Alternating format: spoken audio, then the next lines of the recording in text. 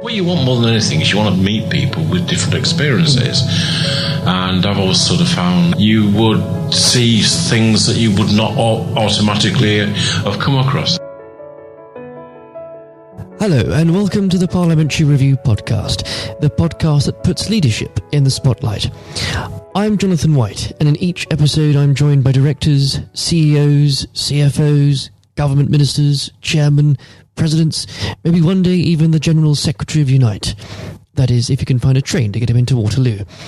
The aim is to discover who these people are, the people who get up each morning and make Britain work. We discuss everything from the latest tariff clashes caused by President Trump to local councils putting down another set of speed bumps. And of course, the innovation and success in the country that make it all worthwhile in the end. We also get their take on the current political and economic state of the country. Later on in this episode, you'll have the chance to hear our exclusive interview with Lord Pickles, former Secretary of State for Communities and Local Government, Chairman of the Conservative Party, and of course current co-chairman of the Parliamentary Review. But for now, we are joined by Alan Robinson, the co-founder of Robinson Jackson, an independently owned estate agent with 25 offices across London and Kent. Along with his business partner and co-founder Peter Jackson, Alan opened the first Robinson Jackson branch in Northumberland Heath in Bexley in 1993. Needless to say, the market has changed in tremendous ways over the last quarter century. In our interview, we discussed not only the ways the company has gone from strength to strength, now employing around 250 people, but what challenges the market faces and how they should be addressed for the homeowners of the future. Alan, welcome. Yeah, hello there. Good morning. Thank you so much, Alan, for coming on today. I thought it might be quite a good place to start. It's obviously been some months since Robinson Jackson has been in the review. I think the listeners would love to know how you and the team have been doing and what have you been doing since. Yeah, well, it's been an interesting year, to say the least, Jonathan, and I think perceived negatives, which we're all looking at, of the never-ending Brexit and now the election. I think it probably made us very concerned and maybe shaking in our boots, I'm not sure. But we've been in business for a long time and we track things pretty closely. We've got 21 high street estate agency branches. We've got 4 lettings offices as well. But around those estate agency branches, pure selling houses, very much in the lower end of the market. We've done around 8,000 sales, valuations this year. That means 8,000 vendors have invited us in. Not too different from last year. 4,000 vendors actually instructed us, and we've managed to produce about 3,300 quality sales. And that word's pretty relevant in this marketplace, quality sales. So I think that we just had a good November, and you'd have expected November to have been seasonally low, plus, as I've mentioned, Brexit and pending election. Well, I'm glad... But, we're doing fine. Well, I'm glad, Alan, you mentioned the B word first, because no doubt we're going to talk about it a little bit more in detail, and I didn't want to be guilty of bringing it up before you did. Yes. Now, the business itself, obviously, has been going since 1993, just after, of course, really, a year after Black Wednesday, and not least in that time you have survived and thrived after the recession and crash of 2008. You've certainly seen a few things. How, and perhaps let's focus on that property crash of 2008. How did that realign the market, and what did that mean for Robinson Jackson? Well, it was definitely the hardest recession. That's absolutely without question, Jonathan. We Peter Jackson and I had we believe it or not been in business together for about 50 years now. The original company, Jackson Property Services, we're very fortunate. We built up from our teams in our local area here in southeast London and northwest Kent.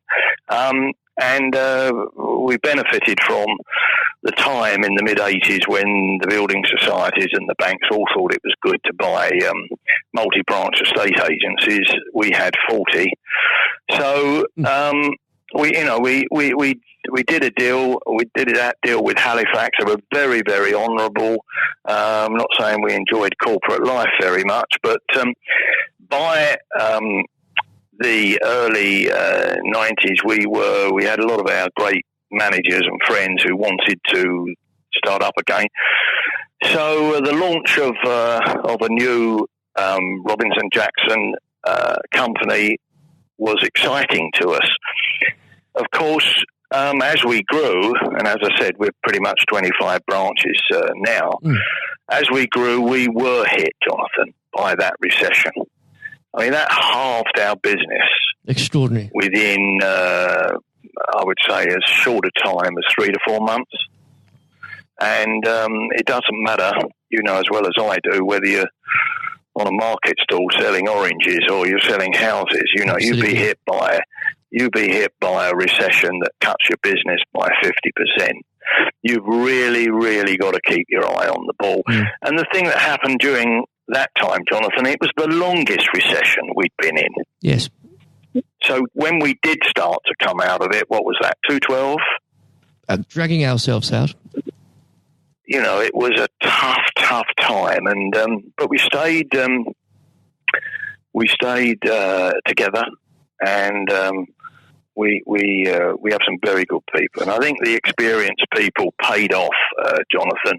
The corporates, you know, just as a comment rather than a criticism, struggled a bit because maybe most of their branches were manned with people who had never seen a recession before. This is exactly the point, isn't it? I think people forget now, it's easy to perhaps, how significant it was for the property market. I think the property lost a fifth of its value I think, over about 18 months. Transactions down from over 1.5 million in the decade to 700,000 or so. You know, there you have the answer. You know, and it's bloody, it's tough being in a high street when you have that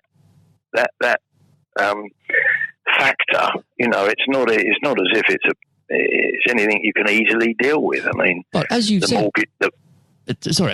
As you've said, obviously you, and I'm sure the listeners won't mind me being specific on it, because as you said, you have been in the business now, as it were, since 1967.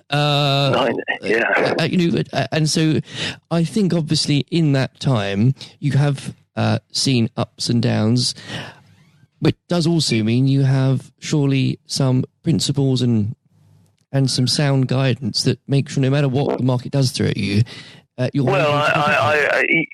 Jonathan. I mean that's undeniable, and the journey,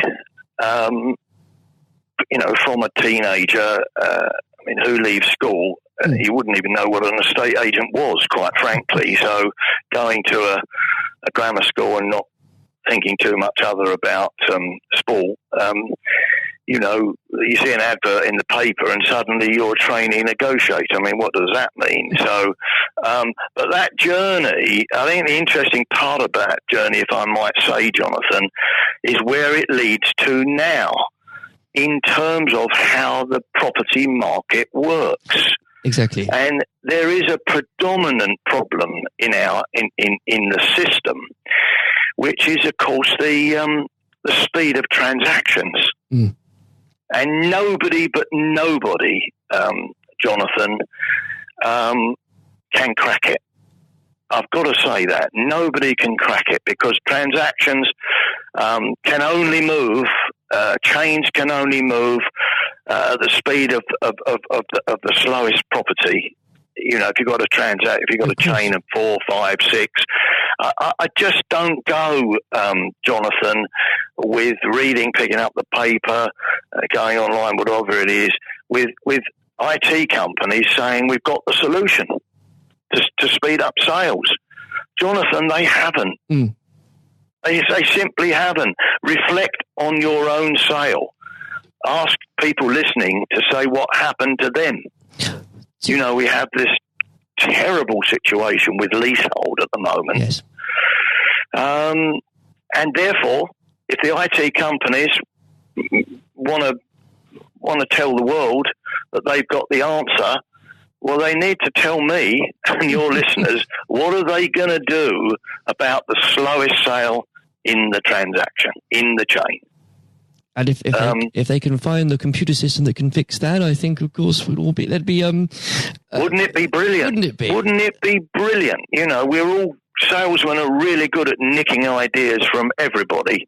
And I'll tell you something, my team, all our lads, fellas, we've worked together, and brilliant women, we're along the journey, you realise, that you ought to have, your sales force ought to be 50% men, 50% women. I mean, I'm not paying lip service to that.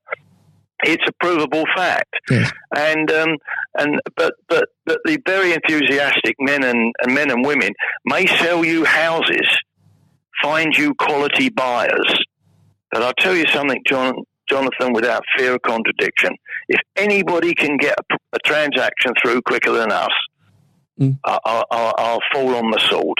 Well, nothing fairer than that then. And in fact, on that point of building up a team and a staff, obviously you work in London, Kent, the most intense property market in the country, employing around obviously 250 or so members of staff. How do you find it best to manage a team that size spread across so many locations, whilst keeping those guiding principles you were just talking about for the business overall? Yeah, I don't think there's any. I really don't think that there's any deep secret in it. I think motivation is incredibly important. I think that we've gone through this serious period, ridiculously, of the onliners paying people up front. Taking fees up front, I should say. How the hell that motivates people to get transactions through, I really don't know. And especially when you've got some of the things we face at the moment, the mortgage market's good, but the conveyancing side is bad. I mean, how did you find that out online? I just don't see that. But we've kept people motivated. We don't ask them to get involved in the finances of the business. We have a excellent backup accounts department. We separate marketing. We simply ask our people to list and sell, and their communication with the public is excellent. But again, Jonathan, how do we go through life with in a service industry with motivation in incentivizing people? Well, please and thank you. Not a bad place to start, is it? How many? Absolutely. And isn't it all about, really, especially when it comes, you're not only selling people a house, you're selling them, aren't you, their home for the future? And if that can't be done between two human beings, that what's the point, really? I just can't. There's two things that slow us up, Jonathan, in our transaction. One or two interesting things that maybe not have been thrown at you this year. Our house prices, very important to people, haven't moved a pound note. Yes, isn't that amazing? Across from our offices from Sydenham right down to Sittingbourne, our prices haven't changed a pound note from last year. Our average sales price is $330,000. So, we're working with vendors who absolutely have, it's tight. They need to know what mortgages are available. The sums need to be done correctly. There's no benefit in them phoning up, online and trying to find out what the house is worth.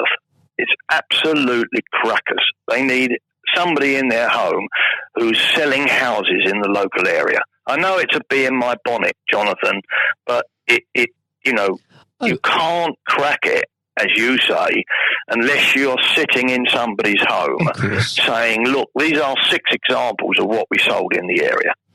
Yours is a bit better, so yours is worth X more.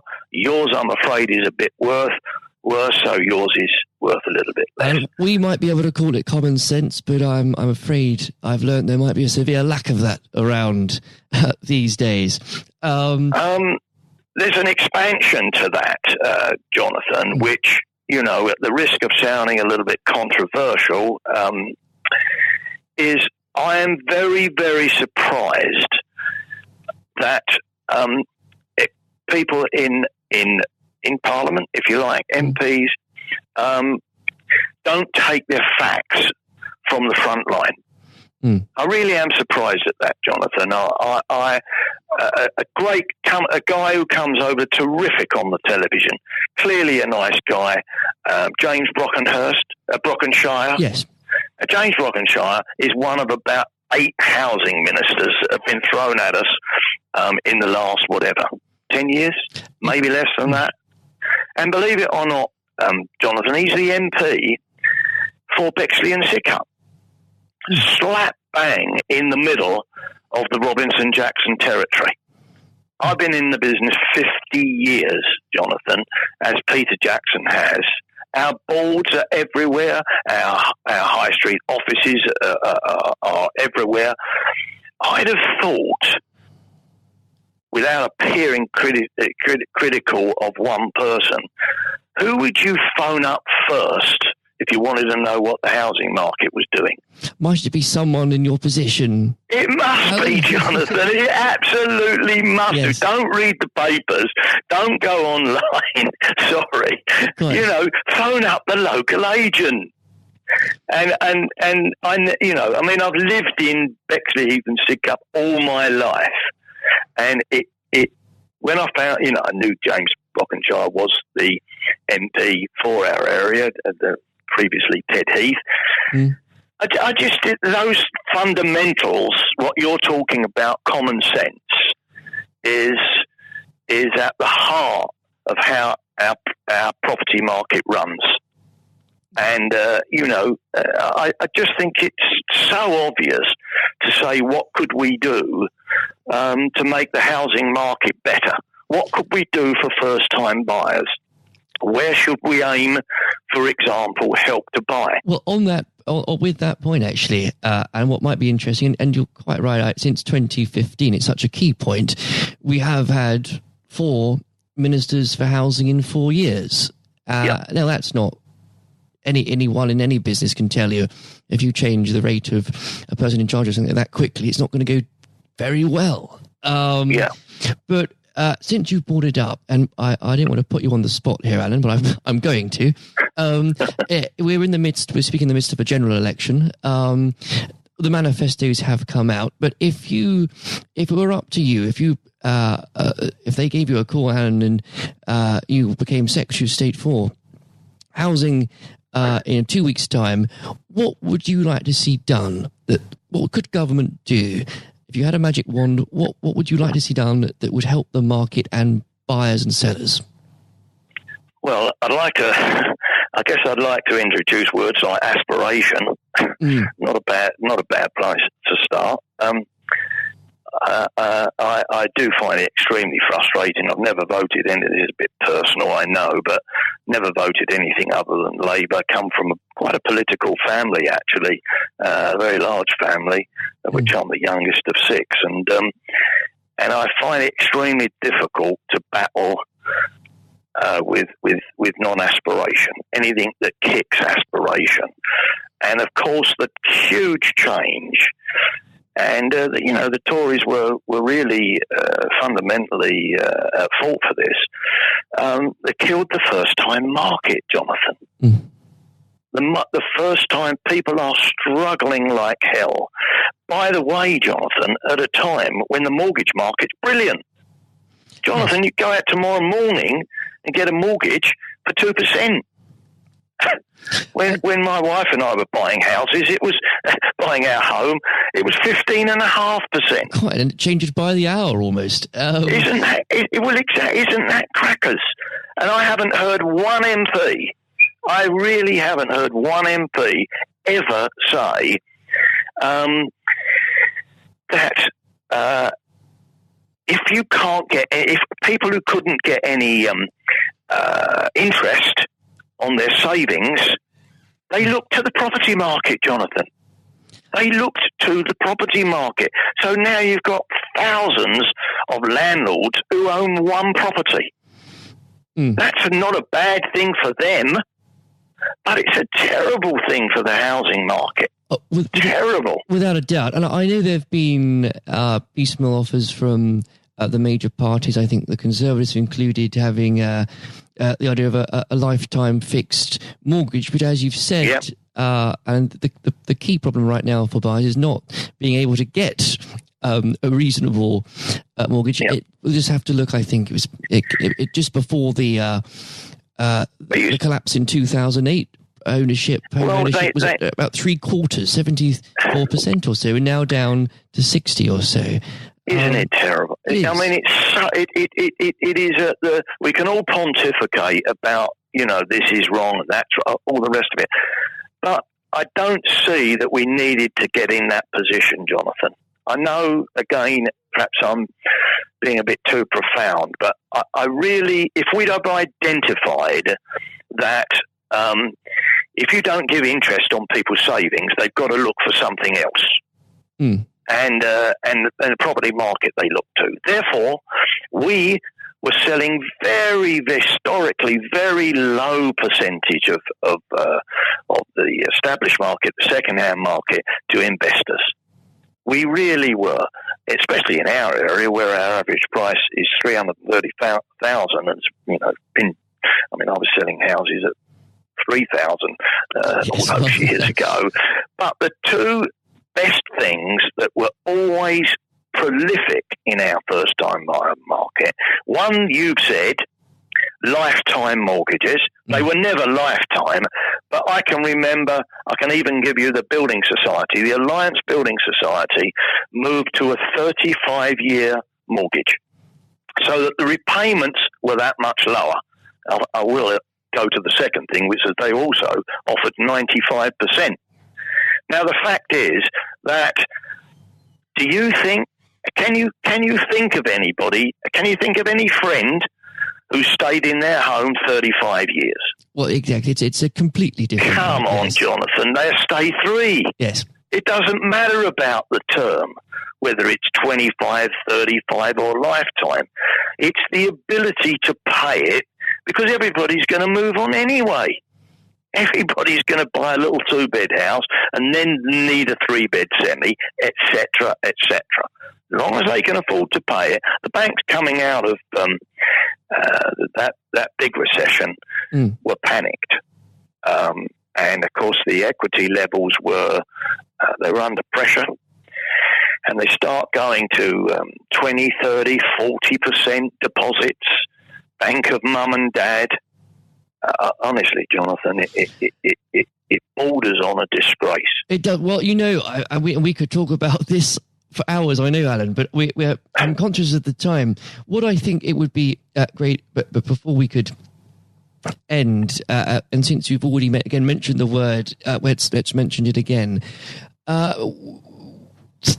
Brexit, 3 years ago we had a referendum, and we've still not, one way or the other, come to a conclusion regarding it. It might be near enough, it might not be. Have you found, and I don't want to predict an answer here, Alan, but have you found, especially with these extensions we've had to the Article 50 process, have you found people less willing, less able to invest in the market? Is this an explanation as to why prices have become static in the market? Well, I think human nature more than anything else. None of us like to have doubts in our mind about what's going to happen next week, and we're all concerned about what's going to happen in 2 weeks' time, whatever your political leanings are. Right. But our experience has been, I think, particularly in the last couple of years, that people were fed up with not carrying on with their lives in such fundamental things as buying a house, moving house, etc., etc. They may have not decided to change their car. And it's quite funny that, isn't it, really? We won't go on holiday, we won't change the car, but we do need an extra bedroom. Yes.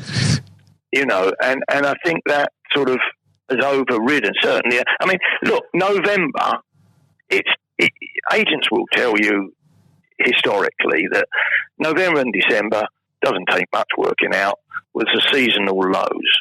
But we've got into 567 houses this month in November. Vendors have rung us and said, will you come and give us a valuation? Now, I totally accept that many of them are getting a valuation in preparation for selling in the new year. But they'd have done that, and okay, that's post-election, and they'd have done that anyway. But we haven't actually found in our market a great pressure on, we're not doing this because of Brexit.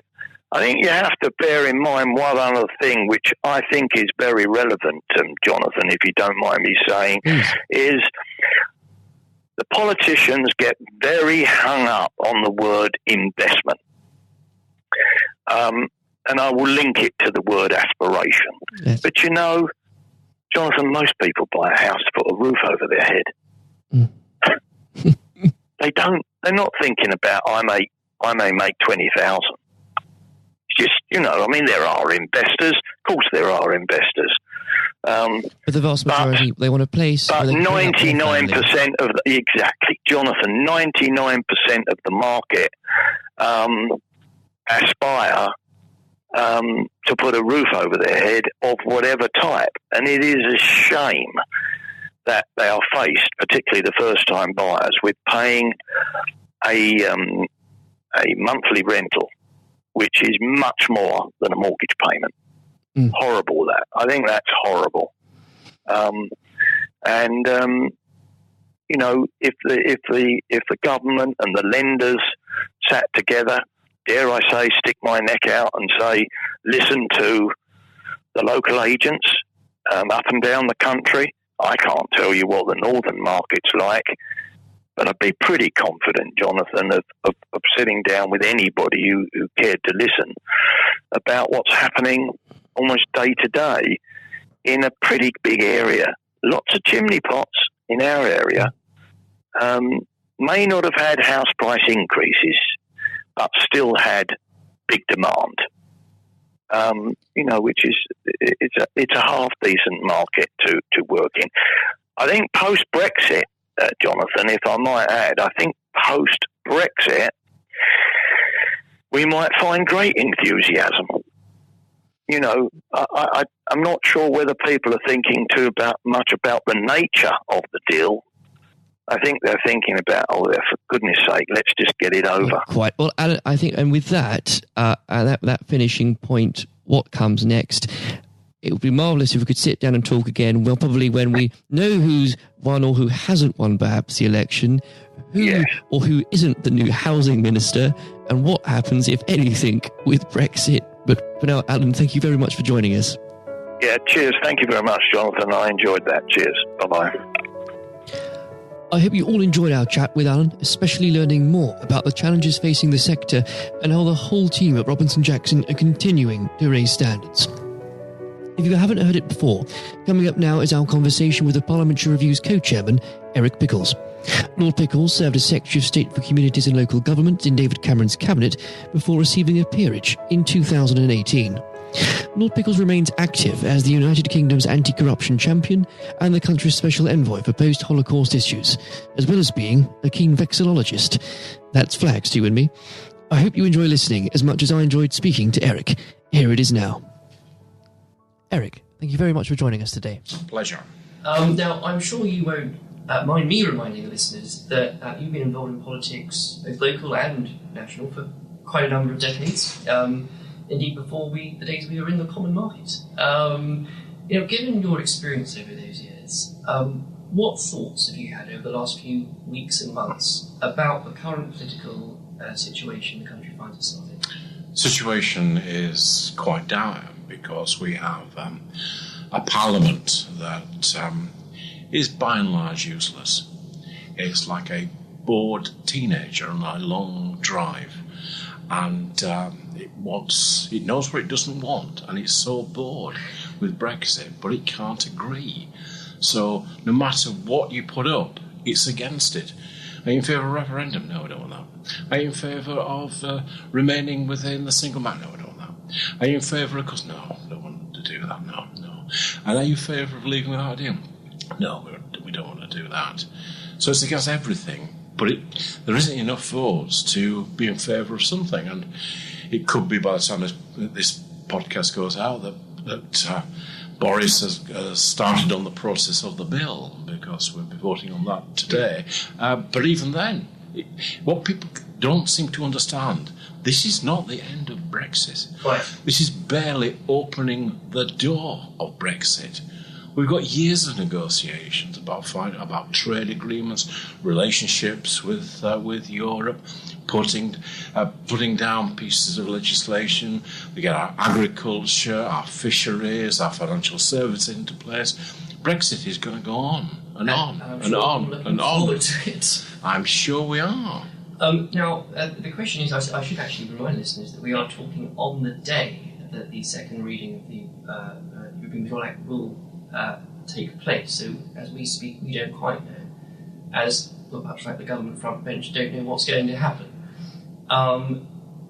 You compare Parliament to a petulant teenager. What do you do to a petulant teenager to sort it out? Is there a chance that it will see sense and push this through this bill without making amendments? Is there a chance it will vote for its own for a general election? How do you see this playing out at the moment? The sensible thing will be to put this deal through, because I've always been of the view a deal is better than no deal, because this is just the beginning. In order to start the process of Brexit, start the process of the United Kingdom taking over powers that it's not really exercised for 40-odd years, the smart thing is to get this thing through now. But in a way, it's not about Brexit itself.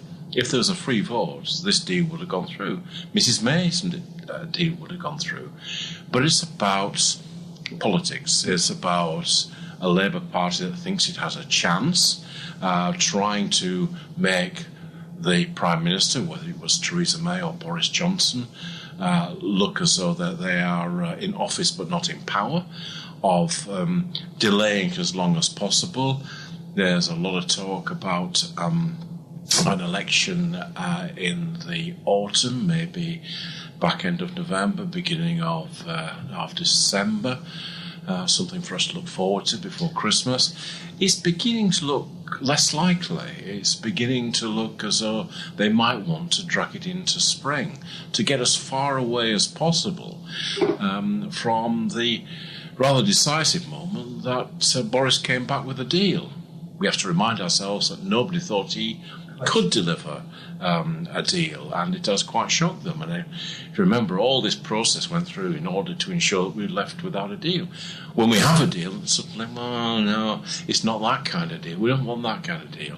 We want something different. I think the vast majority of people in this country, whether Remain or Leave, now would be very satisfied for this to come to a amiable conclusion. And as you correctly just said, because when it does come to those in the opposition claim to want this to end, and then introduce wrecking amendments, they introduce new objections to it. The general public are getting quite frustrated. But you've got to understand that quite a lot of people don't get beyond a small area within Westminster, sometimes cliche referred to as the Westminster bubble, and go back to their own patch. Now, by and large, everybody hates their MP, except when they're at home, doing the fairs, wandering around, helping people. So they, in a way, they're cosseted to that great, which I feel is coming as a tsunami of change. You were, of course, MP for Brentwood for 25 years. Absolutely. What would you? I mean, of course, you resident there as well, despite being a proud Yorkshirean, obviously representing a good Essex seat. What would you say to your old constituents right now? You hang in there; it'll be all right. Well, it's different when you're a member of Parliament because you've got to kind of toe the government line a little bit. So one thing I've found now is I've got my weekend back and I say what I want, and I think I always say to our constituents is that it is pretty hopeless down there. Excellent. Well, on that, I think, honest assessment, it's something I think the Parliamentary Review has always done quite well, talking frankly about problems, issues, and also not just good practice, but leadership. Well, I was used to read it when I was a member of Parliament, because, what you want more than anything is you want to meet people with different experiences, and I've always sort of found it quite a kind of a chatty magazine, but also you would see things that you would not automatically have come across. I certainly have attended the receptions over the year, and it's amazing the things you kind of pick up. And I think it's important to stress it's not because politicians are uninterested, because honestly, as you'll know more than anyone, it's an issue of time. And to be able to have a channel and a platform where you can keep communication lines between businesses, schools and policymakers is so exceptionally important. I think so. And it's important that it's beholden to nobody. People, pay to be part of the publication, pay for to be members, and it's a way of not beholden to government, not beholden to anything.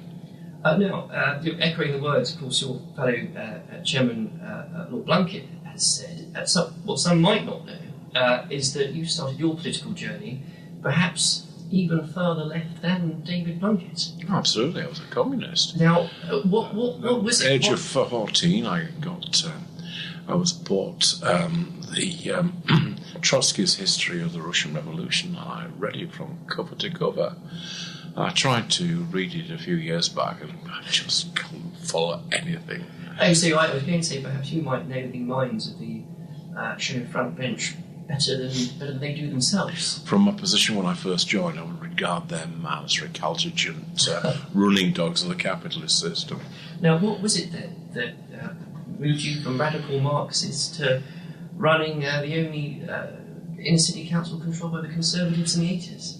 Well, I was very young, and I was fascinated by what was happening in what was then Czechoslovakia and Dubček, and the revolution that was taking place there inside communism, and the way in which he was repressed by Mr. Brezhnev, and the tanks and taking over. I was so angry. And I'm 16, remember. I'm really angry.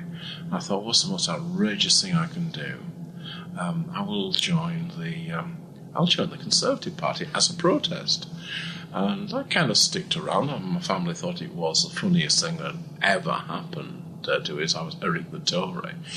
And I think you announced this quite grandly as a grand protest. I did indeed, but I kept going down, and it was an exciting time. people were developing the ideas of what the Conservative Party should be. Selsdon man, even Heath looked radical. We had different ideas, and just it eventually clicked. And at some point, I became a Conservative, and that was 51 years ago. I think I'm definitely 100% a Tory now. Through and through. Through and through. Although I do know the story, most people might guess that a dialogue Conservative like yourself would have perhaps a portrait of Mr. Thatcher or Mr. Churchill in their office. But who is it that you have? That Che Guevara.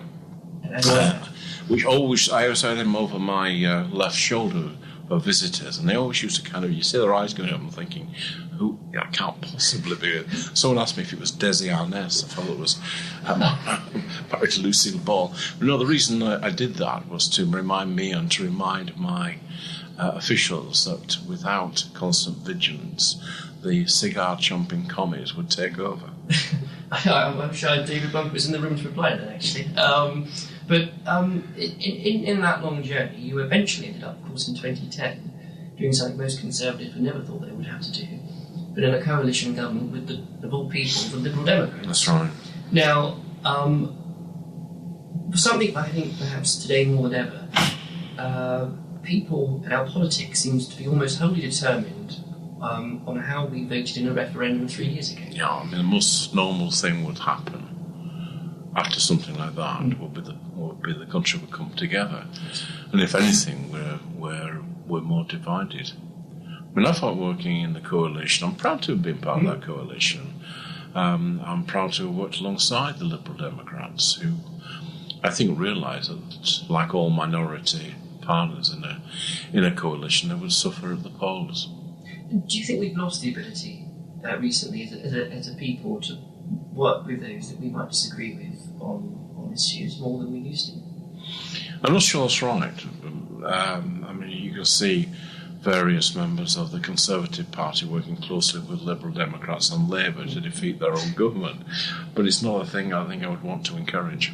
Quite. And I should remind listeners, we are recording this in Victoria, just over the road at Cardinal Place, a fantastically new development site which wouldn't have been there without some of your legislation. What was the proudest? I personally approved it. Absolutely. What was the proudest moment, do you think, in serving Secretary for 5 years? It's my actual proudest moment. We did a thing called Troubled Families, which was the first centre-right attempt to deal with poverty and to deal with difficult families that were causing a disproportionately large amount of call upon the state, and it was on the basis of tough love. It was on the basis of getting people into jobs. It was about dealing with the kind of the family as a whole, not just one or two individuals that were having a problem. And I'm pleased that it's continued. And since, I should very much stress that since, of course, you're stepped down to being an MP, you do have your weekends back, but that's not to say you haven't remained very active and very busy. Of course, continues the government's anti-corruption champion, shone the harsh light of day over malpractice in local government. Indeed, the Queen's speech we've just had includes some of your recommendations from 2016. I think a couple of things on that. First of all, are you surprised, I may imagine you may not be, at some of the backlash towards, in this country, introducing voter ID for voting?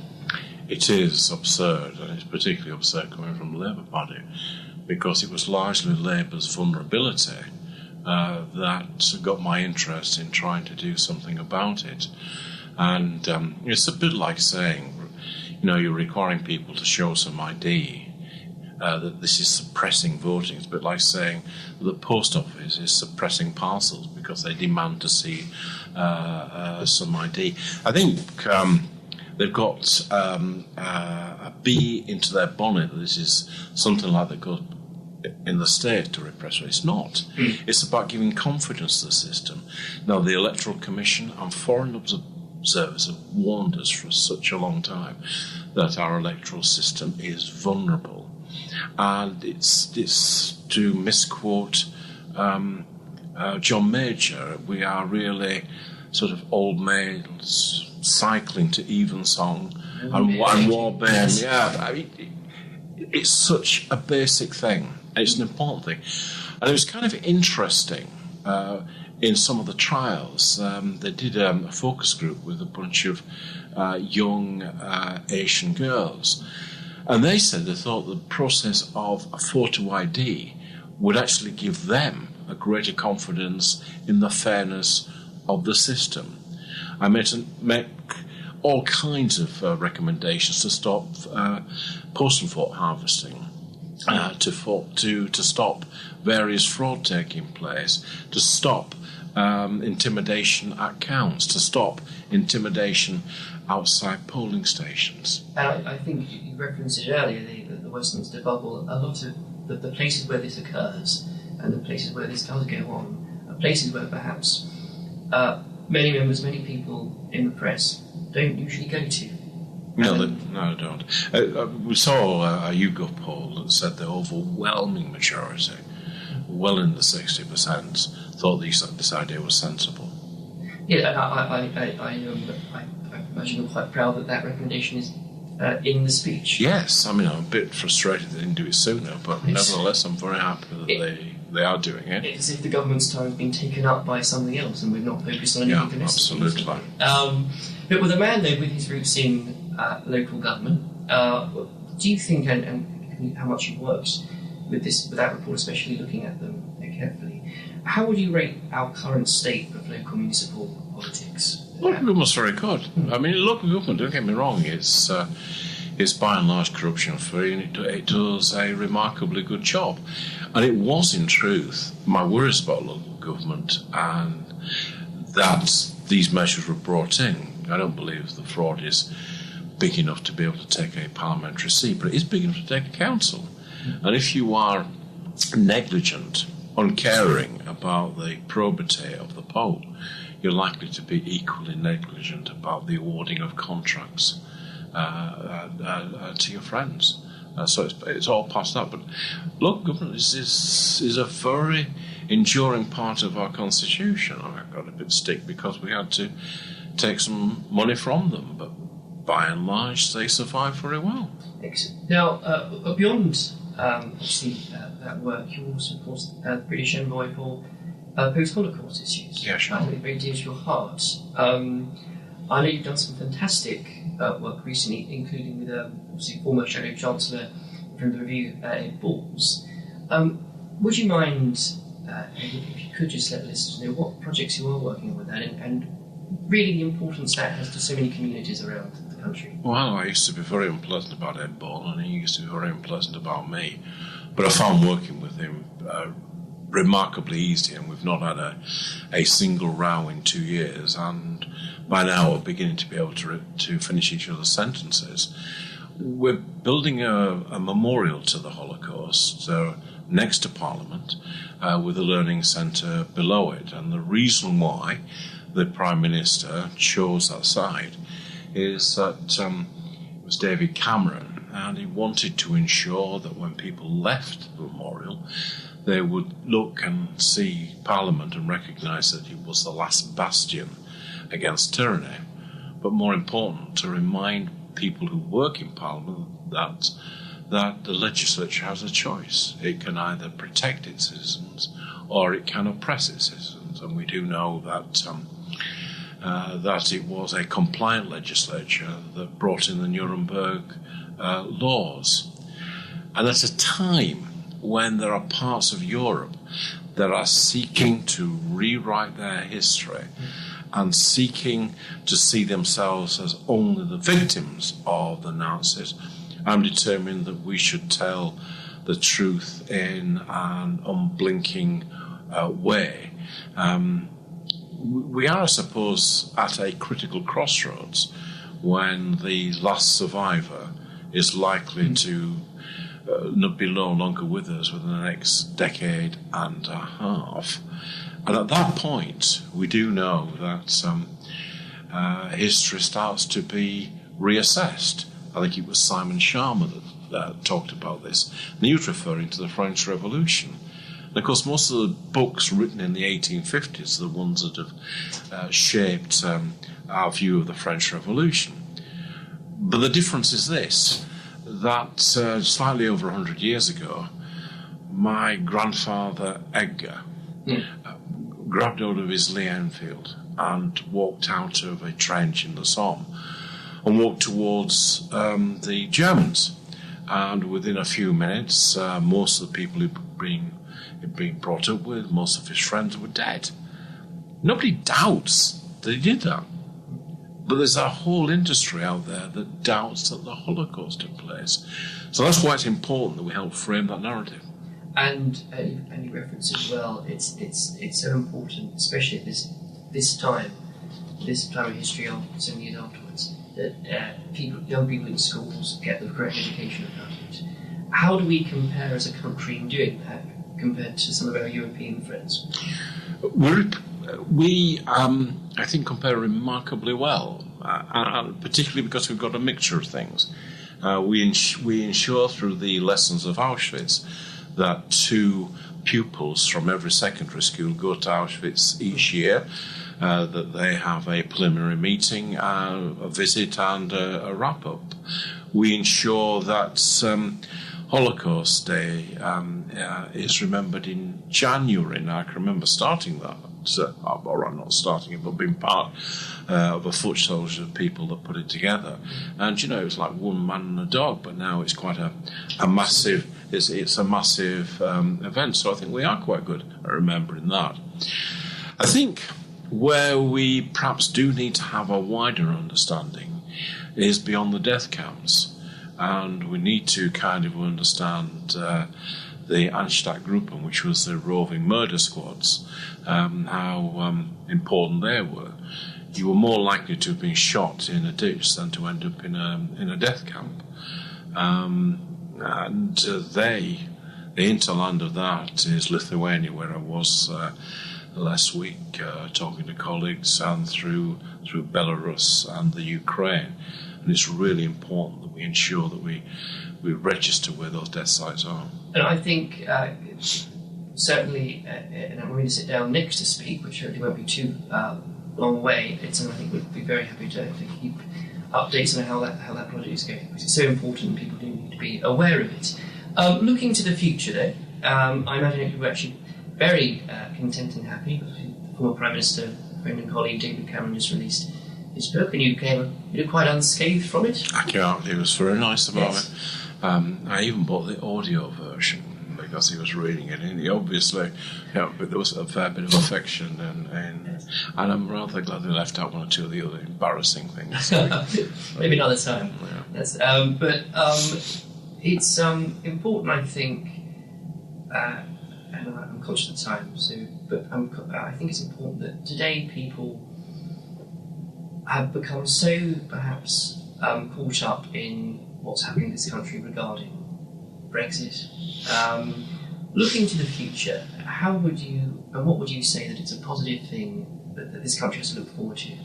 Well, we're a large trading nation. We're a large economy. We're a liberal democracy, and it would be good to get through Brexit over the coming years.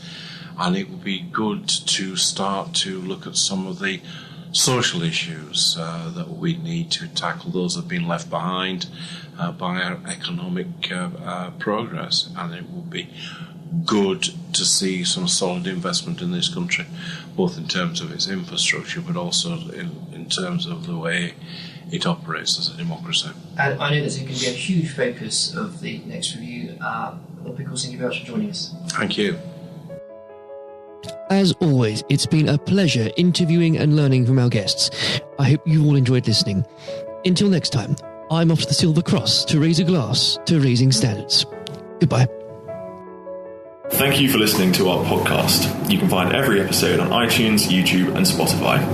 The views expressed by each guest in the podcast are their own. They do not represent the opinions of the Parliamentary Review, Westminster Publications, Lord Pickles, Lord Blunkett, David Curry or any other guest on the podcast. If you'd like to know more about the Parliamentary Review, please visit www.theparliamentaryreview.co.uk.